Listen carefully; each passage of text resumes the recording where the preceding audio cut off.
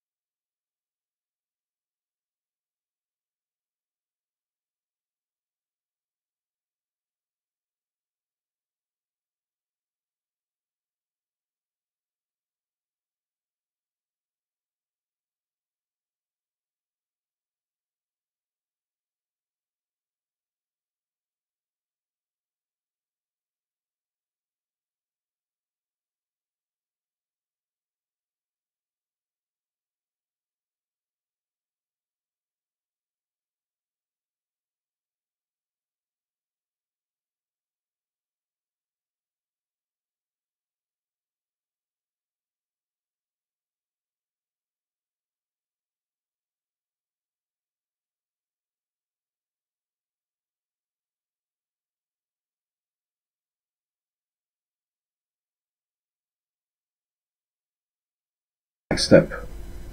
Press spacebar when you are ready to move on.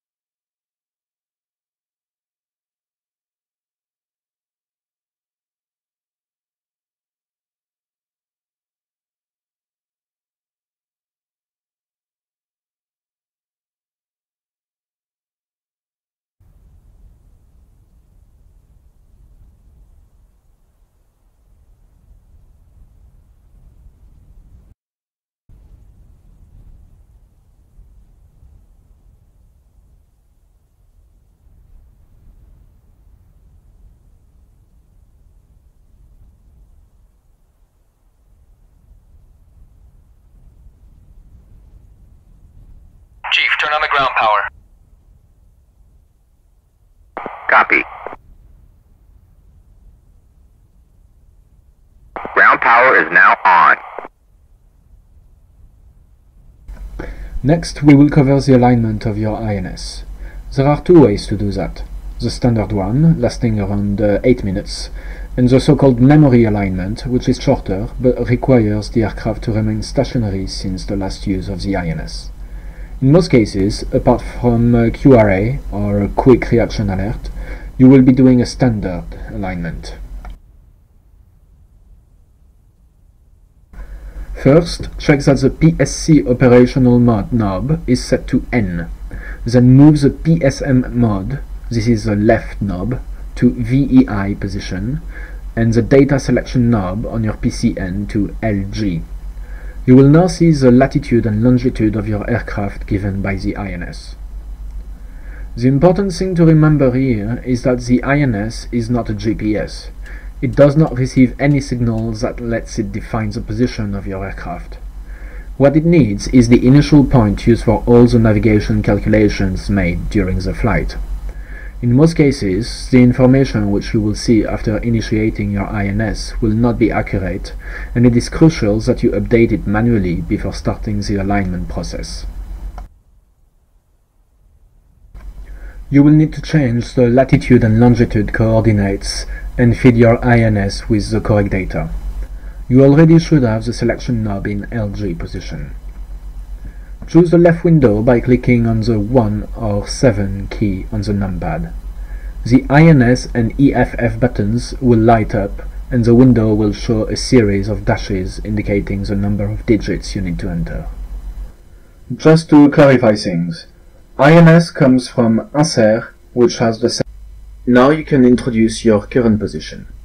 First press 2 to select N for north, then enter latitude data. 41, 36, 44, followed by INS button. Press spacebar when you are ready to proceed.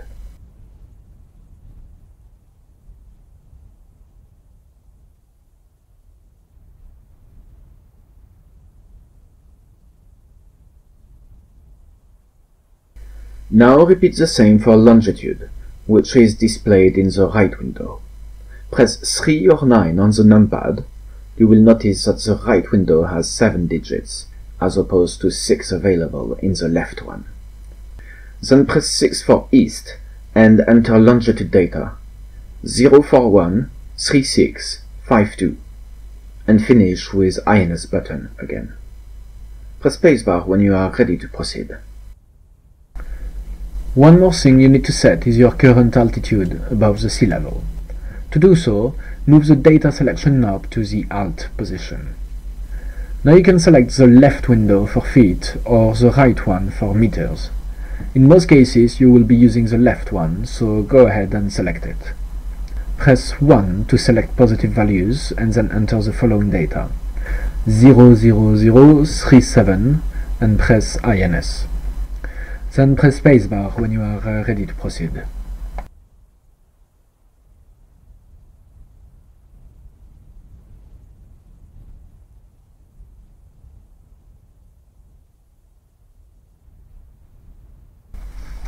You are now ready to align your INS.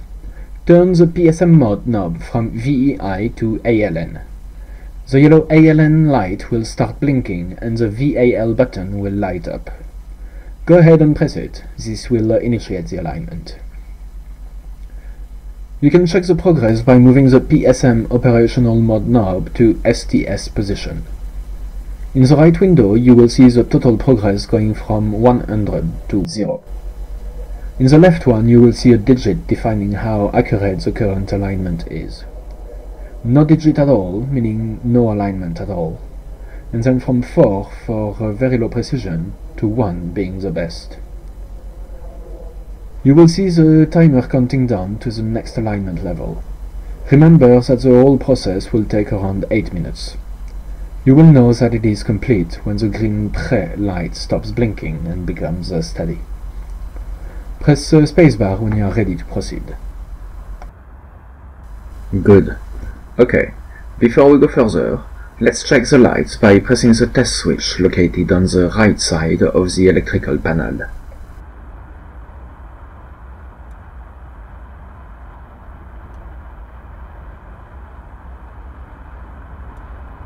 We can now move on to the next steps.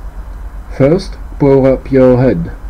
Next, turn on your radar altimeter by enabling the radar altimeter power switch and placing the HUD altimeter selector switch in H position.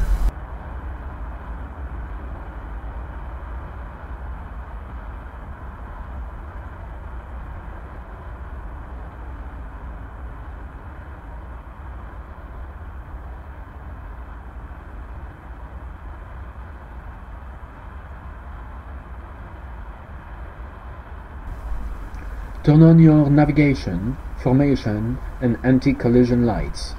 The panel is located to your left, below the landing gear controls. Click once on the radar power switch to put it in warm-up mode. Also, power up your VTB with the switch located on its right-hand side.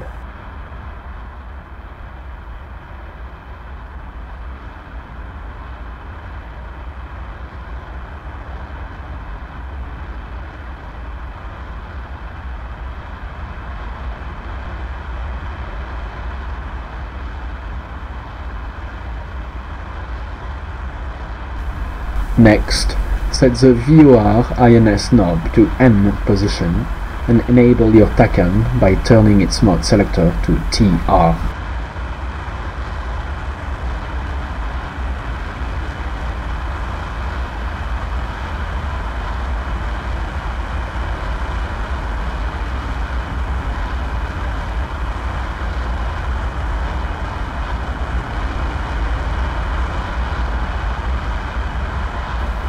Depending on necessity, you might want to turn on ECM now, though its functions and modes will be covered in another training.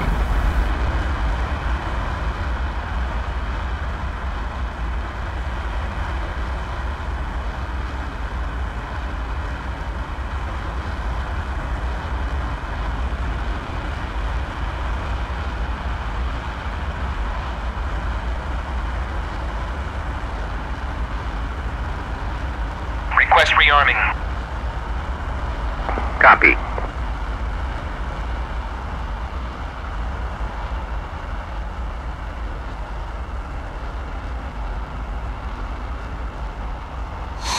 Request rearming.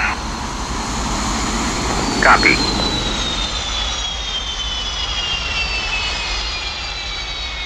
Next, set up your IFF using the flagged instructions. The functioning of the IFF will be covered to greater extent in the campaign and in a different training session. Rearming complete. Before you start the engine, don't forget about closing the canopy.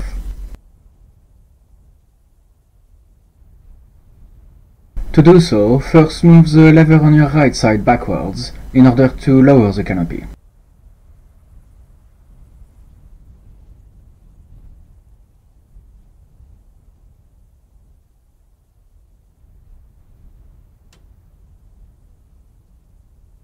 Good. Now remove the canopy rest.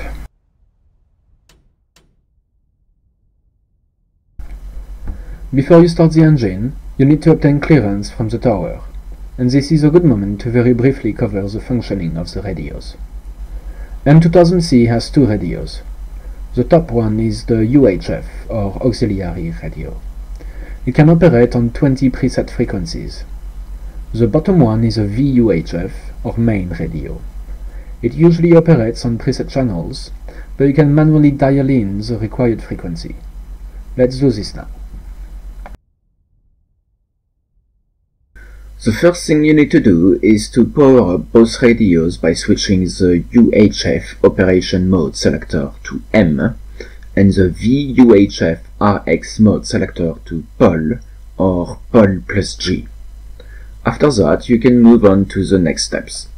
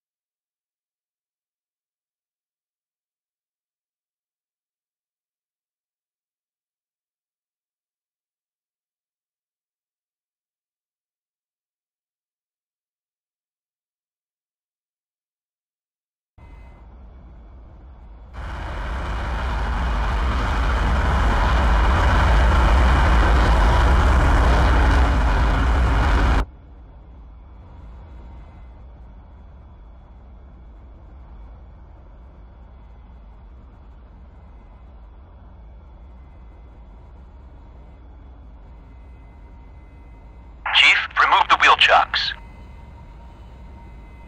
Copy. Wheel chocks are now removed.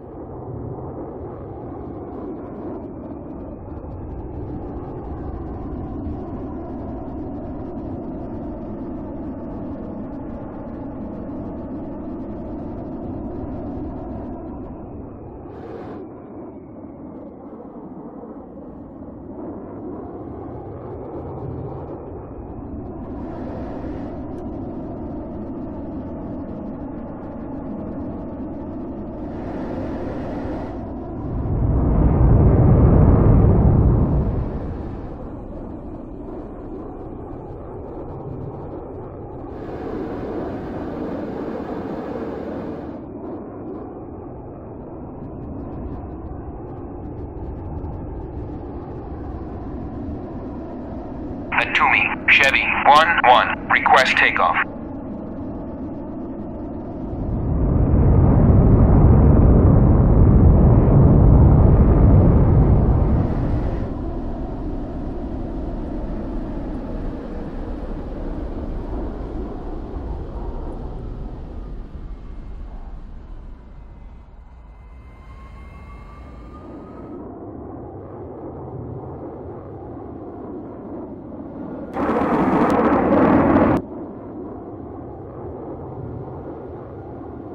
Natumi, Chevy, 1-1, request takeoff.